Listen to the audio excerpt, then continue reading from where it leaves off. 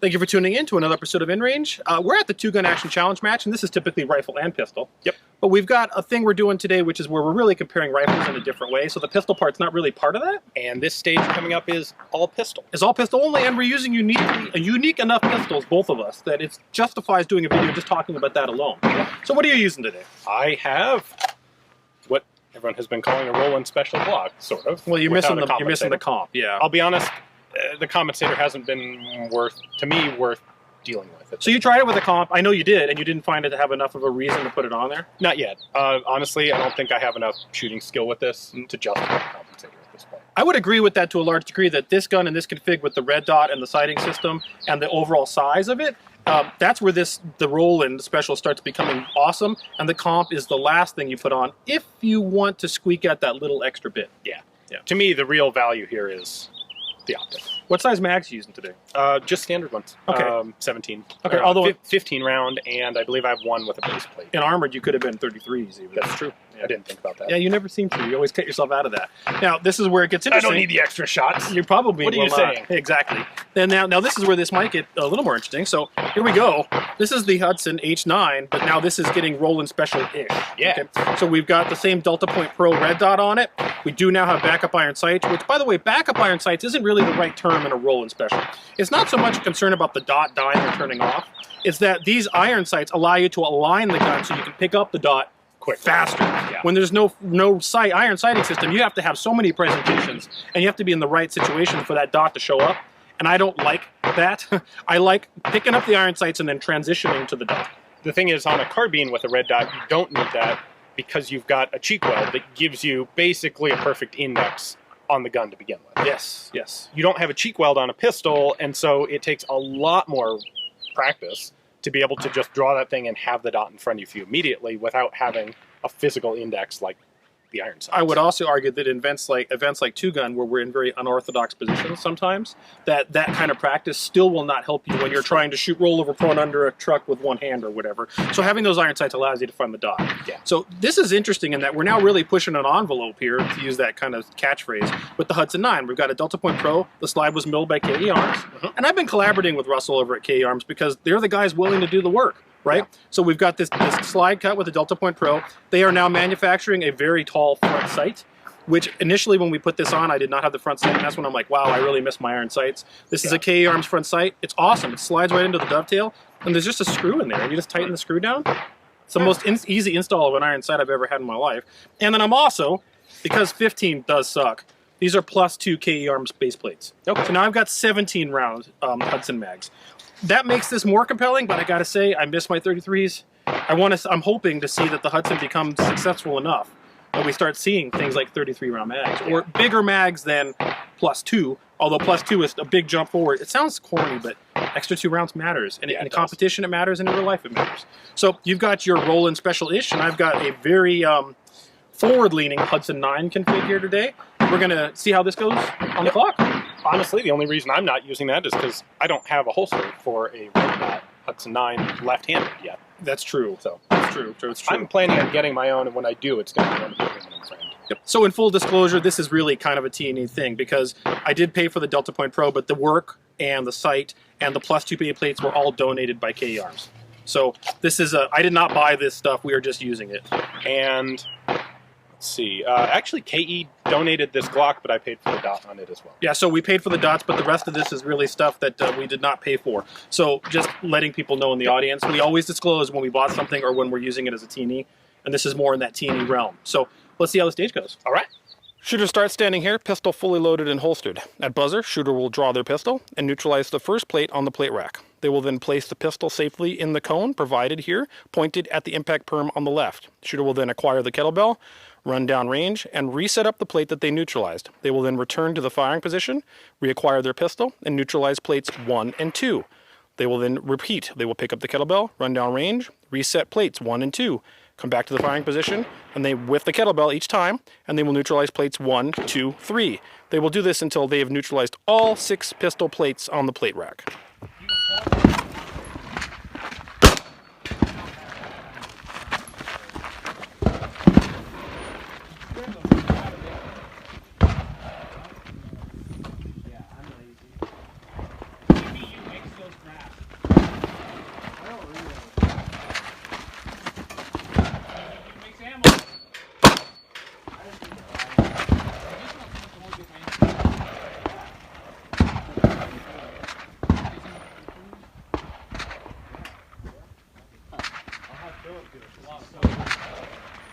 Oh, this is a giant pain in the ass. Who designed this stage? All right.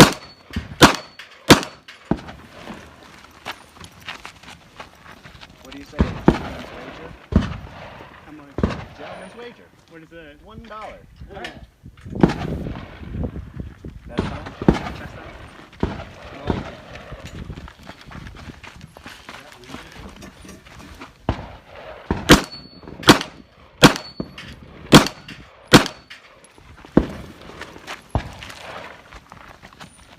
You're gonna do it with one now.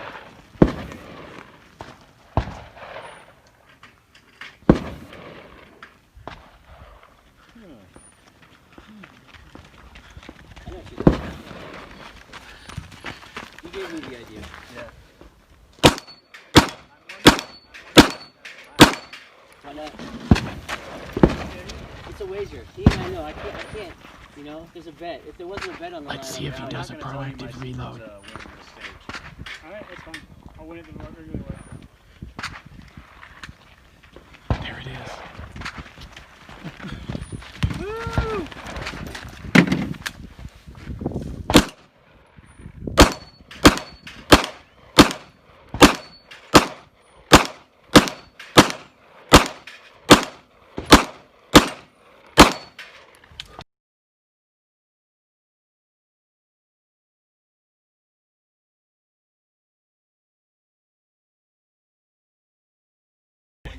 Huh? You can't shoot one target ahead of time. I know. And I haven't figured that. I'm going first, so I won't. That's what I'm looking for. There you go. Because I think my plan, if all goes well, will probably shape 10.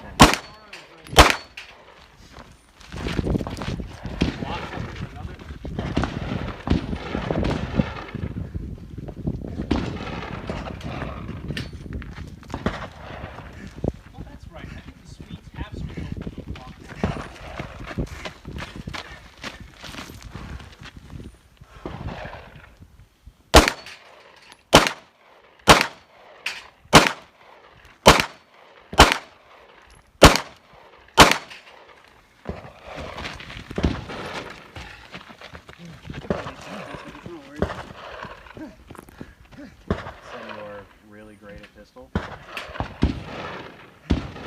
You saw me rock the pistol over there. Like, I wish I could have done more.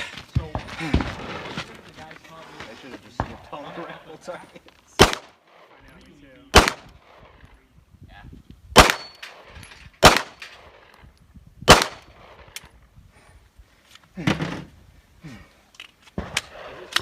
You gotta keep your magazines on. Are we skipping the center one? You can do whatever you want. Gonna have to shoot it eventually. It's hard to say. Oh, you have to shoot them in order. I guess as long as you keep up numbers. I think I just want to die. Not yet. Stay over.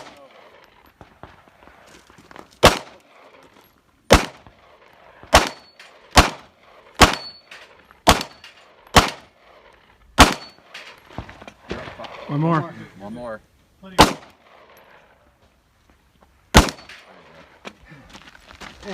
Last trip.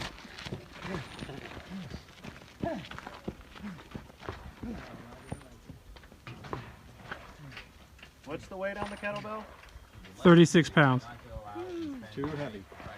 By the end. At least it's not the 60-pound one.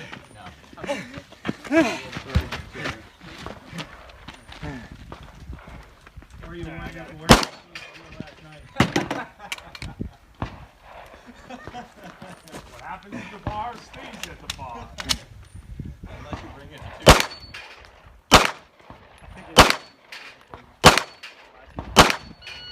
Ah.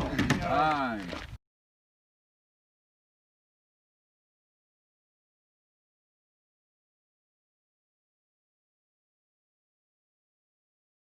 All right, so first off, let me say this. That stage is absolutely everything that epitomizes quality 2D ACM stage. Yeah, for sure. One target, one kettlebell, multiple iterations, lots of pain. Mwah. The less stuff there is on one of your stages, the worse it's going to be. If you come out to a stage at 2-gun and there's one target, you know that that's going to be pain. Yeah, be scared. And this one was. When we were walking up to come shoot this, the other squad was leaving, and people were like, "Thanks, Carl." Like, and I know then, I'm like, "Oh, this is going to be a good one." And because, I mean, that's the goal. One of the reasons, one of the things that's quintessentially different, it could be that you could do this at 3-gun or cowboy or any match, but one of the things that is quintessentially different about what we do here is we absolutely want to ramp up the physicality along with the shooting and marksmanship challenges. Right. It's not one or the other. Sometimes we sway to one side more than the other, but this one really was kind of like perfect. Yeah. Like and you see that as I was watching other people shoot, not just myself. I start off, accuracy's good, accuracy's good. As you're running back, you see the guy, and by the way, the weight is a big part of that. And then by the last couple iterations, all of a sudden this one shot, one hit thing is gone, and it starts becoming like, because Exactly. being a good marksman is one thing. Being a good marksman while you are fatigued, have a higher heart rate, and you're out of breath is an entirely different thing, because now there's first of all, you can only train for that type of situation by doing it. Right. And so if you think that you go to a normal range and shoot without any of this fatigue, and you're a very good marksman, which you very well may be, the minute that heart rate goes up and you're as good as you were, suddenly that goes out the door fast. Yeah, for sure. And pistols, more so than rifles. I think this is one of the situations where my pistol, and even more so your pistol, really help. Yes. Because having the red dot and having a good trigger, which the Glock does not, but the Hudson does, Yeah. that really, it doesn't make up for the fatigue, but it helps mitigate. Right, that's exactly right. So like, for example, you could use iron sights to telling effect and with lots of accuracy. Oh, yeah. Until the situation dictates that those are now a liability and not a benefit. By putting on force multiplication type gear or enhancing your equipment, it doesn't make you an inherently better marksman, but what it does do is allow you to deal with unsatisfactory conditions in a way without degrading your performance very much. Yeah. And so, for example, on the Hudson, which I'm going to go ahead and tout this, the dot, huge. I mean, the dot makes a big difference. Yeah. The minute we got the Hudson, I'm like, this is cool, I need a dot. Now we got the dot. When you put that in tandem with the very excellent trigger that comes out of the box. Now, could you make this even better? Probably, but I left this stock. But when you put those two together, when you're out of breath and your heart rate's way up there, guess what? There's more room for error on the part of the operator. Exactly. And this is compensating for the fact that I'm now struggling with myself to get the hits. Yeah. And your red dot on your Glock does the same thing, but your trigger doesn't do you as much of a favor. Exactly. I'm partway there. Maybe even most of the way there, but not all the way there. Yep. And so one thing that you didn't do, which I was for some reason cognizant of this time, is because I'm so aware of the fact that my Hudson 9 doesn't have a cool 33 round mag, that as I was shooting, I'm like, I'm going to reload before I start this array so that I'm not reloading in the middle of an array. You haven't seen it yet, but I was quietly asking the camera if you were going to do that. Oh, were you really? Yeah, you'll see it in the footage when you go back and I did. Yeah. But anyway, well, you didn't quite finish. I deliberately didn't do that because I lost track of where I was, and I was using enough ammo that, in your case, one reload was really you were going to have to reload, and it was only going to take one. Yes. So it made sense to do it immediately. Yes. For me, I was like, well, you saw I needed 3 mags, so might as well just drain every mag and make sure I don't run out of magazines. Now, you didn't quite finish. You left one hanging. I was very close. Oh, when I saw you running back, it's an unusual situation when you're running on a stage to hear you getting gassed out. But this one seemed to gas you a little bit. Yeah. Well, armor plus. Oh, yeah. How much did that kettlebell weigh? 36 pounds. Yeah. So that's plus this thing. That's 50 pounds of. In addition to me. Yeah. And I'm doing the same, clearly. And you mentioned this briefly, but that kettlebell makes a significant difference because you're carrying it with your arms. Mm-hmm. The same arms that you're using to try and stabilize your pistol. Some of this stuff's quite insidious. You don't notice it until you're actually doing it. So, like, watching it on the camera may not have made that you may not realize that. But, like, if we had just put a big, heavy backpack on you, you would have been winded. But you wouldn't have fatigued your arms. Right. And so, stuff like putting the kettlebell there that you have to carry back and forth is intentional. You're just a jerk. Sure. I know how it is. Isn't that the reason to come out to things like this, though, is to improve yourself? I mean, that's the goal. Yep. So, anyways, I think this one really did it, and the Roland Special without the comp did well. Yes. The Hudson, honestly, we keep getting accused of this, but it has nothing to do with it. The gun really is awesome. Yeah, it is. It performs. And I can't shoot one target at a time.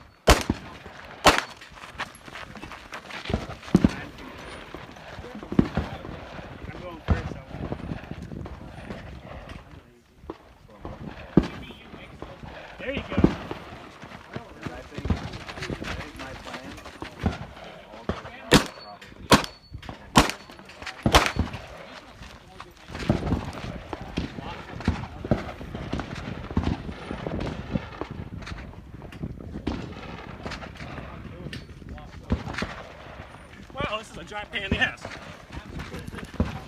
Who designed this stage?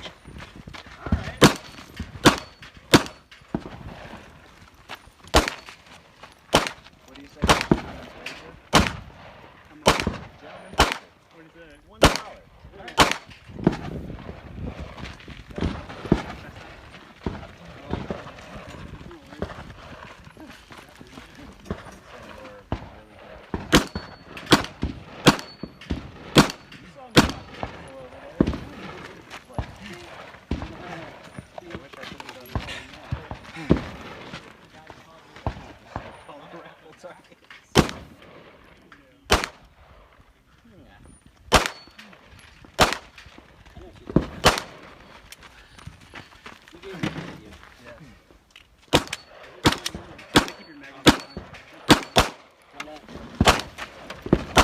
It's a wager. I know. I can't. You know, it's a bet. If there wasn't a bet on the line. Let's see if he does a proactive reload. Gonna have to shoot it eventually. There it is.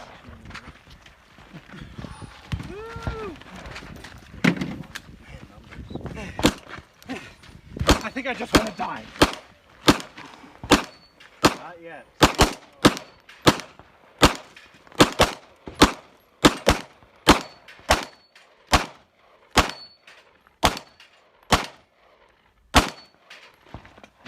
One more. One more.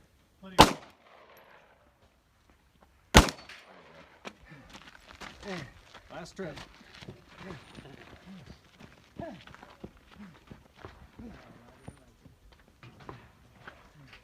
What's the weight on the kettlebell?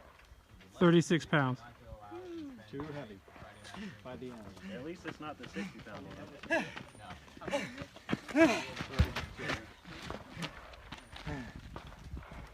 Or you wind up working last night.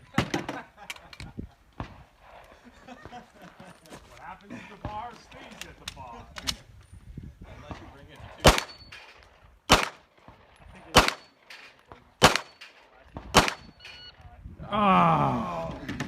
Thanks for tuning in, guys. If you like this kind of stuff, consider supporting us on Patreon. It's you guys that keep this channel alive. And if you can't do that, or even if you do, please share with your friends. Thanks a lot.